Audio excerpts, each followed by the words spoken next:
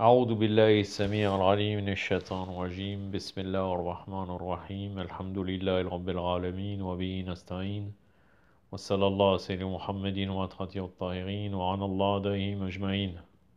قال الله العظيم في كتاب الحكيم أعوذ بالله السميع العليم من الشيطان الرجيم بسم الله الرحمن الرحيم إن الأول البيت ودع للناس الذي بركة مباركة وهدى للعالمين فيه آيات بينات مقام إبراهيم ومن دخله كان آمنا ولله على الناس حجة بيتي من استطاع إليه السبيل وما كفر فإن الله غني عن العالمين صدق الله العلي العظيم. Allah Azza wa Jal nous dit dans la sourate Al-Imran, donc la famille d'Imran, donc la sourate numéro 3, le verset 96 à 97.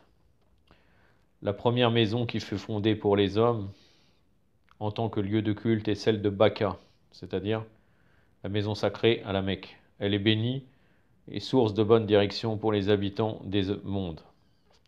Là se trouvent des signes manifestes. Le lieu de prière d'Ibrahim. Quiconque y entre est en sécurité. Les hommes, ceux qui en ont les moyens, sont tenus à l'égard d'Allah, faire un pèlerinage à la maison. Quiconque renie le pèlerinage, Allah est sans besoin, et c'est lui qui enrichit tout dans les mondes. Sadaqallahu al-aliyyul azim. Imam Ali alayhi salam nous dit, concernant le pèlerinage dans Nahj al-Balagha, Allah vous fit obligation de visiter sa sainte maison, qu'il institua comme point de mire de tous les hommes qui s'y rendent en troupe et s'y réfugient comme des colombes.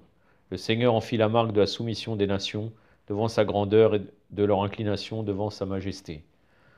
Il choisit parmi ses créatures des hommes qui répondent à son appel, croient en sa parole, adoptent les attitudes de ses prophètes, ressemblent aux anges qui entourent son trône.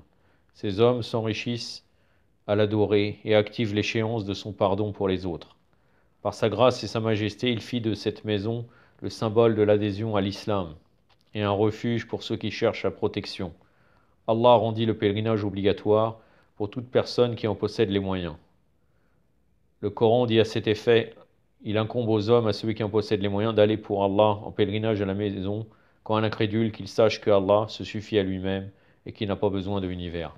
À la fin, c'est le verset coranique que je vous ai cité précédemment. Notre sujet, c'est les conditions pour aller au pèlerinage de la Mecque.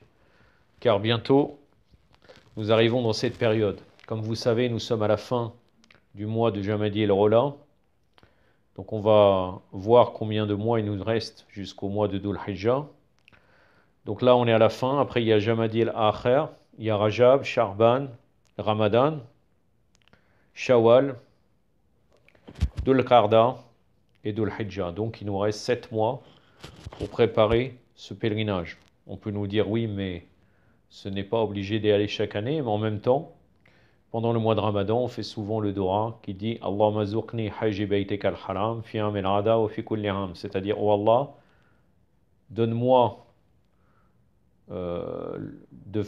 permets-moi de faire le hajj cette année et chaque année. Donc ça montre que c'est important de se préparer. Mais avant cela, il y a des conditions pour aller au pèlerinage. Là, j'ai pris la risala de Sayyid Sistani, Manasik al-Hajj, sur les rites du pèlerinage de la Mecque. Mais il faut revenir, il y a beaucoup de fatwas à l'intérieur, mais là, nous discutons uniquement des 5 conditions principales pour l'obligation du pèlerinage de l'islam. On ne va pas citer de fatwa, il faudra revenir pour les détails. Nous citons uniquement les conditions du pèlerinage. À partir du moment où on remplit ces 5 conditions, le pèlerinage est obligatoire. La première condition est la majorité. Le pèlerinage n'est pas obligatoire pour un non-majeur, même s'il est adolescent. Donc la majorité est là, c'est la majorité légale à partir du moment où on devient mukallaf. Pour le garçon, c'est maximum, il y a 3 conditions, mais le maximum c'est 15 ans révolus, 15 années lunaires. Ce n'est pas les années solaires, donc c'est un tout petit peu moins que 15 années. Et après, il y a l'apparition aussi des poils, bon, pour la majorité, pour les hommes, il y a l'apparition des poils sous les aisselles, ou bien la sortie de sperme. S'il y a ces conditions-là avant les 15 années lunaires, la personne devient mukallaf, donc assujettie aux obligations de l'islam. Donc la majorité qui est parlée là, c'est cette majorité-là. Et pour la femme, c'est 9 années. Si ça vient plus tôt, donc 8 mois et quelques mois, parce que c'est les années lunaires. Et si il y a des signes de puberté avant cela, elle devient, donc elle doit faire les obligations de l'islam. Donc là, c'est la majorité, même si c'est un non majeur et qu'il est adolescent, donc là, il rentre dans les conditions pour lesquelles il pourrait faire le pèlerinage. Donc si un mineur il fait le pèlerinage avant cet âge-là, il ne sera pas, et ça ne lui suffira pas, il faudra quand même qu'il fasse le hajj, le pèlerinage. Et il est dit que son pèlerinage, malgré ça, il est accepté, mais ça n'empêchera pas qu'il faudra en atteignant la majorité, de refaire son pèlerinage. Ça, c'est la première condition. La deuxième condition, c'est le fait qu'il soit quelqu'un qui a atteint la plénitude de l'intelligence et du discernement. Le pèlerinage n'est pas obligatoire pour quelqu'un d'aliéné, on pourrait dire de fou. Par contre, si son aliénation est périodique, ça veut dire qu'il est fou, mais périodiquement, et dès qu'il recouvre la plénitude de son intelligence et sa capacité de discernement, à un moment où il peut accomplir les préparatifs et les rites du pèlerinage, il doit accomplir le pèlerinage même s'il est aliéné pendant le reste de l'année. S'il devient dans la période du pèlerinage, il devient pas fou à ce moment-là, il devra acquitter le pèlerinage.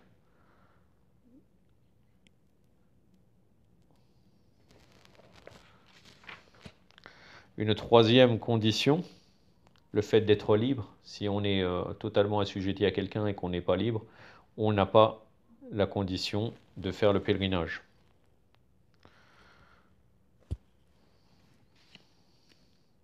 Après, il y a la capacité. On va discuter sur cela. La capacité, il y a trois choses pour la capacité. Il y a la suffisance du temps. Il faut avoir suffisamment de temps pour pouvoir arriver sur les lieux saints et accomplir les différents rites prescrits. Ça veut dire que si on réunit toutes les conditions et qu'on n'a pas suffisamment de temps pour arriver, à cause du transport ou autre, on n'est pas assujetti au pèlerinage. Après, il y a le fait d'être sain, d'être en bonne santé et la solidité du corps. Par exemple, si quelqu'un il veut faire le pèlerinage et il ne peut pas parcourir le trajet conduisant au lieu saint en raison d'une maladie ou de l'âge avancé, et s'il n'est pas capable de rester sur ces lieux, le temps nécessaire de l'accomplissement des rites prescrits, à cause de la chaleur par exemple, ou du fait qu'il serait gênant pour lui d'y rester dans ces conditions défavorables, il n'est pas tenu d'acquitter personnellement son obligation. Et là, dans ce cas, il peut déléguer quelqu'un pour faire son pèlerinage à sa place. L'ouverture de la route s'appelle Takhiliyat Sarb. Cela signifie, c'est-à-dire l'ouverture de la route. Cela signifie que la route menant vers le lieu de pèlerinage doit être ouverte et sûre. Il n'y a pas de risque. Il n'y a pas d'obstacle susceptible d'empêcher le pèlerin d'arriver sur les lieux saints. Ni de risque pour sa personne physique, son bien ou son honneur. Dans ce cas, s'il y a des risques pour lui, son pèlerinage n'est pas obligatoire. Il y a une avant-dernière condition qui est la dépense. Quand on parle de provision pour le hajj, le zad, ou bien la rahila, ça comprend tout ce que le pèlerin a besoin dans son voyage, la nourriture, la boisson et toutes les autres nécessités pour le zad. Le zad, on peut dire, c'est les provisions. La rahila, c'est le moyen de transport utilisé pour se rendre à la Mecque. Il faut avoir suffisamment d'argent pour pouvoir avoir disponible ces deux nécessités de voyage, c'est-à-dire la nourriture, la boisson et toutes les autres nécessités, et aussi le moyen de transport. Il faut avoir aussi suffisamment aussi que les provisions et le moyen de transport soient de qualité pour ne pas avoir de problème.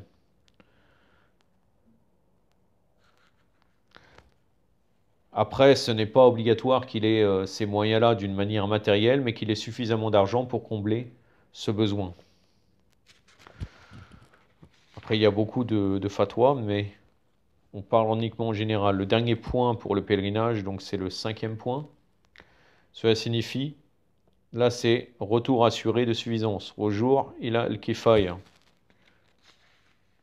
Cela signifie que le personne qui est assujetti aux obligations islamiques, le mukallaf, doit s'assurer qu'après son retour du pèlerinage et après avoir dépensé dans le pèlerinage ce qu'il possédait, il a la capacité réelle en acte ou en puissance de subvenir à ses besoins et aux besoins de sa famille. S'il n'a pas les moyens, quand il va revenir, et même pendant qu'il est parti, de subvenir à ses besoins et aux besoins de sa famille, et qu'il ne soit pas obligé de vivre à l'étroit, dans la difficulté et dans la gêne. Ça veut dire qu'il doit avoir les moyens, sinon il ne pourra pas partir au pèlerinage. Je vais revenir sur les 5 conditions.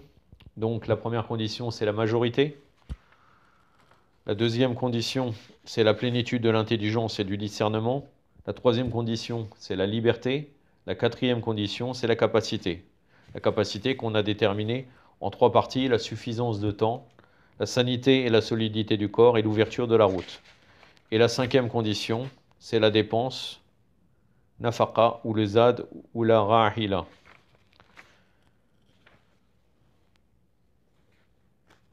Non, la quatrième condition, j'avais fait une erreur en fait. Et la cinquième condition, c'est le retour assuré de suffisance. Voilà, qu'Allah, Inch'Allah, nous facilite cette année et toutes les années le Hajj ila baytika al-haram, Inch'Allah. Wa sallallahu alayhi wa sallam Muhammadin wa atrati wa ta'irin. Wassalamu alaikum wa rahmatullah.